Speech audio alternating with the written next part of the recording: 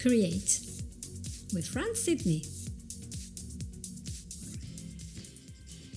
Hello everyone and welcome to the show. This is Fran Sidney and today we're going to talk about a very interesting topic, which is how to find the formula for self-healing, for regeneration after traumatic events. And we're going to talk about this with a very good friend from Florida, and her name is Karin Hill. Welcome to the show. Thank you, Franz. It's nice to be here. So, I would like to hear your story, and it's a story of tragedy and loss and hope. And we want the public to understand that this is possible, that it can happen to anyone. We can all go through trauma, and we can all heal. But sometimes there's a lot of misunderstanding in the medical profession. You know, they study, they know everything, but they might just go through the chemical route without actually knowing what's really going on in our mind. So the power of thinking is so important in this. So let's just tell us your story. We're going to spend a few minutes telling us what was going on, and then a few more minutes saying how you solved the issue. And then in the end, we're going to tell you guys in the audience, what can we do if we've been through trauma and we don't want to go through the same steps in the wrong order. So if we want to actually get better, what is that we want to do? So let's do this in order. You start talking, I'll be here just listening for a while. All right, thank you, friends. My story started 10 years ago. My husband was tragically killed. He was actually murdered. We'd been married for 36 years, and I got a phone call one night. I happened to be out of town, that he had been murdered. And what that did for me was instantly threw me into traumatic shock, first of all. And the traumatic shock turned into traumatic stress, in which we've all heard of PTSD. And so when I had this, how it manifested for me was you've heard of the fight or flight, and my system was in the flight, and so what happened was that my nervous system was so on alert that my heart rate was running up to 150 to 200 beats a minute and wouldn't regulate, wouldn't go back down. And this was 24 hours a day. I was in this 200 heartbeats a minute, which is the equivalent of, like, if you've ever ran a fast race and then you stop and your body has stopped, yet your heart rate is still pounding out of your chest. And so this was what was going on for me. Or another analogy is like you're stuck in a nightmare. If we've all had a nightmare and, your heart starts racing and you can't get it under control, yet you're sound asleep in your bed. So my body was perfectly fine, yet my heart rate was out of control. And so I go to the doctor because I had no idea how to regulate it. I thought I'd, go to the medical doctor. And all they did for me, they said that they could put me on SSRIs and antidepressants. And since I don't take a lot of medicines, it actually made it so much worse. So, and the heart rate still hadn't regulated. It still wouldn't go down. And so this went on for about 4 months. And the next time I went to the doctors, as I following up with them, they told me that they can't do anything for me because this is in my head. The stress, the thought of how my husband was killed is in my head, which was regulating my heartbeat so fast and keeping me in this fight or flight. And what they told me, which was the scary thing, is they said they can't do anything for me until I have a stroke or go into AFib. And so they said, go home and you will either have a stroke or AFib and then come back and then we can help you. And that was the lowest point, where when medical doctors that you're going to get some help because there's obviously something wrong, tell you that it's all in your head and they can't do anything for you, but your body will eventually wear out. It's like having your foot on the gas pedal of your car while it's parked. It can only go that fast for so long, and then there will be a problem. And when they told me that, I talk about despair and, all hope was lost. I didn't know where else to go, what else to do. I started going to therapists and talk therapists and things. Nothing was helping. And then late at night, one night, I literally sat up in bed. It was 2 a.m. and remembered that I had 3 years prior had learned a little bit about hypnosis and NLP. And because of the stress, because I was in the stress when my husband was killed, I forgot, because you're not thinking straight, that I even knew this, that I knew the body and mind connection and how the mind controls the body. And when I remembered that, I did a self-hypnosis, about a 20-minute, quick little silly, almost imaginary type of technique in my mind, and shifted the whole idea of how he was killed, the thought of how he was killed, from a bad picture to a good picture, in my subconscious. And when I woke up the next morning, my heart rate had gone back to normal, had regulated. So what I did for myself in that 20 minutes, using my mind, what doctors couldn't do for me, what literally sent me home to die, to come back when I had a serious problem, or a stroke or AFib, which would lead to death.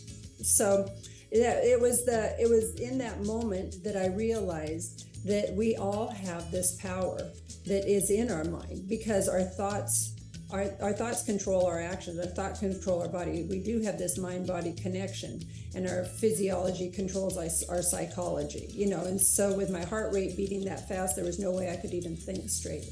But once I realized that, because I knew how to regulate through my mind what was going on with my body, that I needed to both study it more. And so this is where this last 10 years, I've educated myself and gone back to school, as far as gone in depth into hypnosis, in depth in NLP, in depth into coaching, in depth into all the mind-body connection techniques that are out there, so that I can help my clients get out of anything that is stuck in their mind, whether it's anxiety or panic or trauma, anything that they're needing to regulate their body through, it can be done through their mind.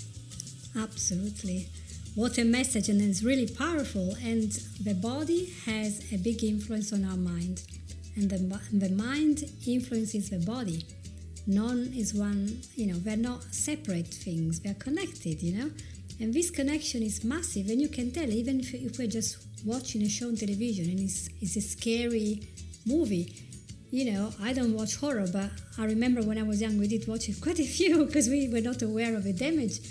And it was so obvious. You have your heart beating fast, and it will continue after the movie. You're terrified, you look around, you're really tense. You feel this something on, and then you have to do something to get this feeling to escape you. It's something physical, and obviously, if I took a medication, what would be the point? The thoughts are in my mind. The fear is there. It has to find a way out, So you're fortunate that you remember that. Correct. It was like divine inspiration that came to you, and you. Yeah, I only remembered it. Right. But it's interesting that I only remembered it because 3 years prior to my husband being killed, my mother had developed cancer, and she was totally healthy. And we ended up going to the oncologist, the cancer doctor, and she had to start with going into an MRI. And she started having a panic attack. She was claustrophobic, and she didn't even realize that she'd never been in one before. And that she had a male nurse that talked to her for a few minutes, and pretty soon, just by talking to her and actually calming her system down, she was fine and went in there. And so I asked her what he had done. It took about 5 minutes, and she went from a panic attack to laughing. And it was a form of hypnosis that, through this conversational hypnosis, he was able to actually calm her whole nervous system down. So it was turned into a pleasant experience. And that's when and how I got interested in hypnosis and NLP at that point. But because my mom went into remission, I didn't do anything with it. I learned how to do it, but I forgot that I even knew it. I didn't practice it. I didn't do anything with it. I was just going to use it to help her through the cancer treatments and through the anxiety of that. And so that is why when my husband was killed, at first I didn't even remember that I knew the power of the mind and what was going on. That is such an experience. And also, do you know what it reminds me? It reminds me that there was a TED talk about MRI machines probably 10 years ago or less, and there were people that were terrified of going inside these machines, especially children. And so some people in a hospital, probably in the States, decided, what if we change the story? And so they had some specialists coming in, and they made it so the MRI machine looks like a pirate ship. And then they told the story to the children, telling them that they were going to be an adventure and they're going to hide from the pirate. They had to be very quiet, very still, so the pirate wouldn't find them. And in the end, they're going to get the treasure and all sorts of stuff like that. And so the children that before they were screaming, they did not want to go in. Now they went there all quiet and all eager. And then when they came out from after finishing the scan, they were like, oh, when can I come back to this? It's so good. And so it really shows how we can, just with metaphors and changing the mindset, we can change how we feel. Because it is just the thought in our mind that is creating the fear. And the thought isn't even there. I mean, it's not even real. So it's just a thought that we're making up, that we're... Yeah. How do you apply your knowledge to, for example, a person that has panic attacks? For example, they think, oh, if I go into the car, I know that I'm going to have a panic attack, and as soon as I get to the car, I feel and I hear in the voices. What would you do about it? For a panic attack, my favorite technique, if we go back into the therapy and we go into the hypnosis, that we can eliminate that because we get down to the root cause of what's causing that. But in the moment somebody is having a panic attack, there's a very simple grounding exercise, with 5 steps. Look around and what are 5 things that you can see? What are 4 things that you can hear? What are 3 things that you can touch? What are 2 things that you can smell? And what is 1 thing that you can taste? And when you can stop and actually refocus your mind instead of they're in the panic of what's going to happen, the what if, all the negative things that start rolling when they get into the what if, and the panic attack starts, that you can actually stop in the moment. And that is in the moment to get out of a panic attack. And then to get down to why they're even having the panic attack, that's when you would have the therapy and get down to the root cause of what's even causing that. Yes, wise words. That's what I also use. They're also like the 3 R's, the 5 P's, whatever. As long as we're distracted, because our brain is not capable of focusing on hundreds of things at the same time. So either we are thinking about, oh, what are the things I can touch now? Or we're thinking about, oh, if I enter the school today, I will have a panic attack. So we can't focus on both. We're not as multitasking as we assume.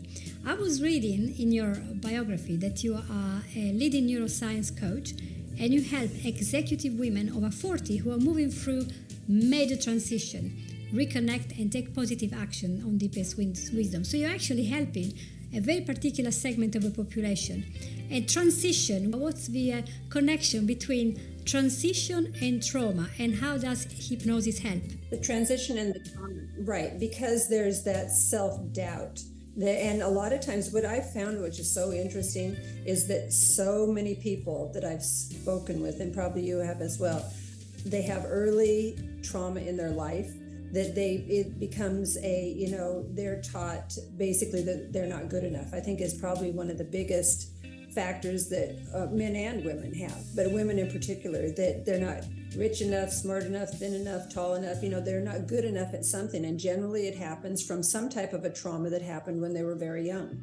And it was programmed into them. It was, instilled into them a belief about themselves. And this is where, when we get down to what the real problem is happening, a lot of times it comes from something that happened in an early childhood that was traumatic. And trauma doesn't have to be a big trauma. It doesn't have to be a murder. It doesn't have to be a car accident. It can be somebody telling you something. It can be somebody bullying you. It can be somebody giving you advice about yourself that isn't true, a belief system that isn't necessarily true. And this is where I find that the transition and the trauma are attached.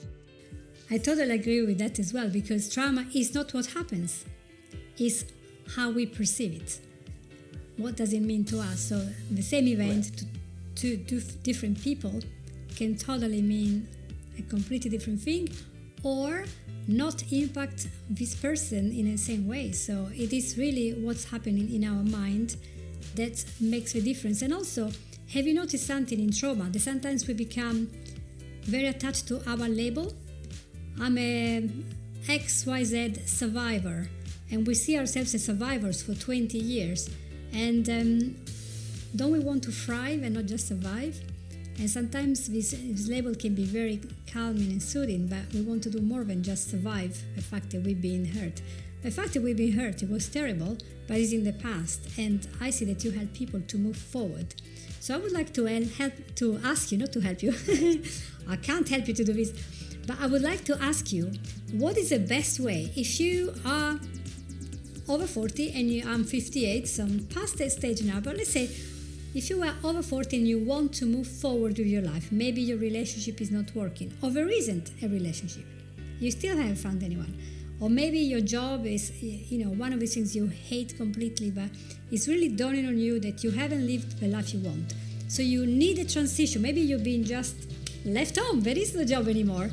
And, your husband left or your children left, and now you are an empty nester with nobody in the house. And you realize, I want to change, but I feel really stuck. And I hear this little voice, the negative committee, as I love calling it, telling me all the time, you can't do this and you can't do that. And I will fail, how many people do not have, and every time you think about embracing this hobby, something you like when you were young, and trying new stuff, meeting new people, trying a new job, you feel the heart racing again.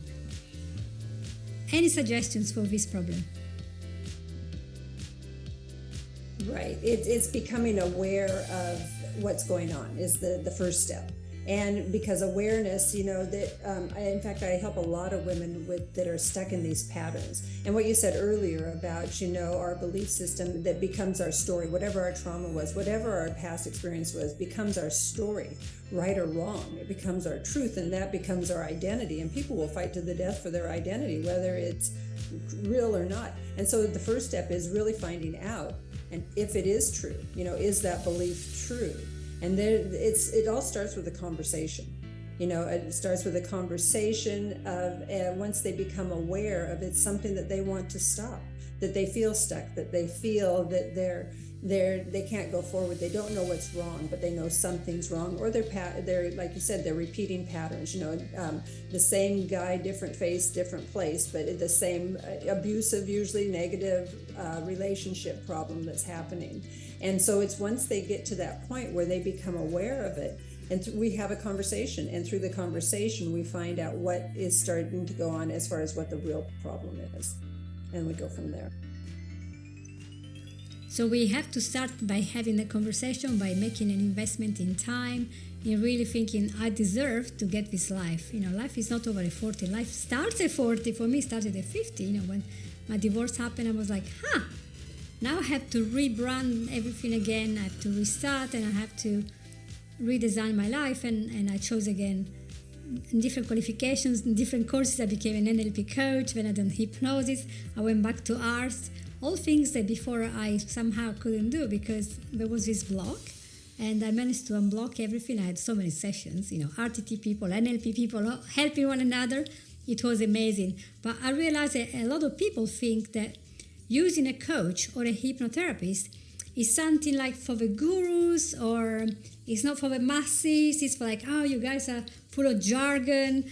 What would you say to a person that thinks that this is too far-fetched for them? That through the conversation, I really explain how the subconscious mind works, because that is where all the problem is stuck, is the subconscious mind.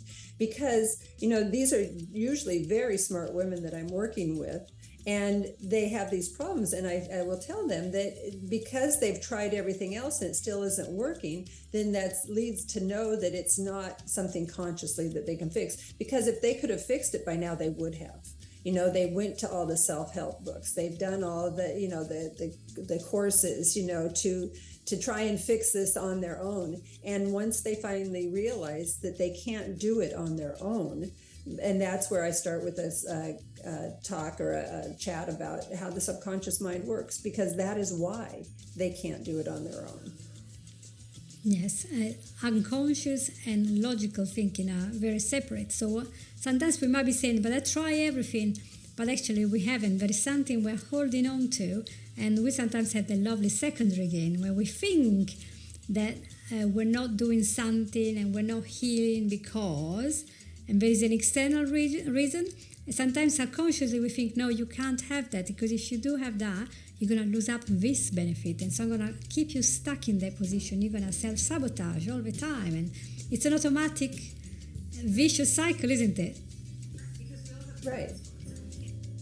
Right, because we all have blind spots and we can't see our blind spots. And I do tell a story about a man that I worked with, a man that came in, and he was in his early 50s, and he was a very successful businessman, and he wanted to start a business on his own. He had always worked with other people in his businesses, but every time he tried to start this business on his own, he would fail, and he would go to the bank and he would sabotage himself. He couldn't get this started on his own, but through the hypnosis, because he couldn't see what the problem was. He didn't know why was he successful with these men, but he can't do it on his own. And so through hypnosis, we found out that through his subconscious, that when he was a very young child, all the kids in the neighborhood got bikes for Christmas, and his father was too busy. All the other fathers helped the little boys put their bikes together. His father was too busy. And so he tried to do it on his own, and he started off on his bike, and he fell down because the bike, he didn't put it together right. And so everybody came over and rushed to his aid, and it humiliated him, and his father still wasn't there. And it wasn't until he realized that any time in his life going out on his own, in his mind, he thought he would fail. And it all stemmed back to this early childhood memory that he had no conscious recollection of until we went through the hypnosis. And that was the thing that changed everything, realizing that we have things inside our subconscious that are keeping us from doing anything that we want to do, or keeping us stuck in a lot of regards that we don't have any control over, because we don't even know what they are. They are blind spots. And I think that is one of the biggest things that we do, is we help people see past their blind spots so that they know where they're stuck and how they can move on. It is true. Blind spots, I know I have probably thousands of them, and that's why it's so useful to talk to other people like me who do this change work, we call it, and actually realize, oh yeah, there is something here that I haven't really noticed, or I've been overlooking. And just like a person who is in fight or flight or too anxious about something, and we're asking them, what is that you can notice now that is not the anxiety or the fear? What else can you notice? And in our life, many times we are so focused on the catastrophe that is down the corner, or on what can go wrong, on whatever, or we're comparing ourselves. We're never good enough, tall enough, thin enough, whatever. You live in Florida, the beautiful place where all these beautiful, eternally young people can go to the beach, look amazing up to the age of 100. How is that possible? You see all these people, and you go out and think, oh, I can never be on video. I was literally today in a forum when a business person was saying, I got this job and I tried for 3 years and I can't get any clients. And it was a good type of job, like accountancy based, but working for people. And she presented herself as a person that can never be in a business that have a face. The business has to be faceless, because, and she's like 40. She was thinking, well, I cannot be on video because nobody wants to see me on video because I'm too old and not pretty enough. So I do not put myself forward. So the business is faceless and I have to go and get a job. And her voice is like the voice of hundreds and hundreds and hundreds of women who think that to make business, to have success, they have to be young, thin, slender, with a perfect skin and all the attributes perfect, up to 100. Because otherwise they can't have a business. And I talk to them and I say, okay, I'm now looking for an accountant or a tradesperson or a photographer. Do you really think that I'm going to look at all of them and pick up the ones that look like Barbie? Or am I going to pick up the one that knows the maths or knows how to take a photo? And they're like, click. Yeah, it's amazing what our minds can keep us and sabotage us from actually getting on with our life. And it really is a thought that usually somebody else has put in there. And because we're unaware of it, that is the part that keeps us stuck. And it's familiar, isn't it? And our mind likes what is familiar. So if we haven't done it before, we're like reticent. Well, that's not going to work. But in the end of the day, when we try something new, actually, we shouldn't use the word try. When we experiment with something new, because try means failure, possibly, then we realize we can actually do a lot more. We can build our confidence. Isn't that amazing? You know? It is amazing. And like you said, the mind likes everything familiar, and it likes to actually the what if, to get into the negatives. And so, because the worst case scenarios, and that is where people get rolling on that, if this bad thing happens and that bad thing will happen, they don't realize that it's just their mind that is keeping them in that, in safety, basically, is trying to keep them alive. So I do believe that a lot of what we do starts with a conversation of explaining how our minds work to people, because I never knew this before this tragedy happened to me. This was something I learned. And once I did, it's so fascinating because it runs 90% of our life, yet we think that we know what we're doing by just logically, coming up with our answers. And that's not the part that's keeping us stuck. Yeah. It is true. We are creatures of habits, and we love to do always the same things in the same way. But sometimes change is good. Change is warranted. We need it now. So I'm so thankful for the time we had together, Karin. And, maybe you have a website that you would like us to know about. Do you have a place where we can find you? Right. It is CoachKarinHill.com, and it's Karin spelled with an I. Okay. Karin. Okay, that's brilliant. So, guys, I hope you enjoyed this amazing interview and you've learned a lot of pointers about not just positive thinking, but accurate thinking, which is what we need to understand it. Sometimes in our mind, we don't have any accurate thinking. We are seeing everything biased, and we can learn so much about overcoming trauma, overcoming self-beliefs that are not very useful anymore, and, move beyond this self-sabotage and procrastination, etc. So I'm thankful for you. Thank you so much for being in the show. Thank you, Franz. I appreciate it.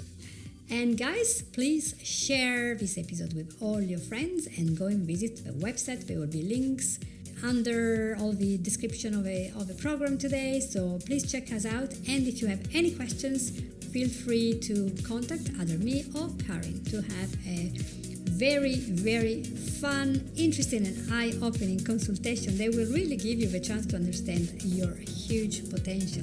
So thank you for being with us and have a lovely day. Take care. Bye. Bye.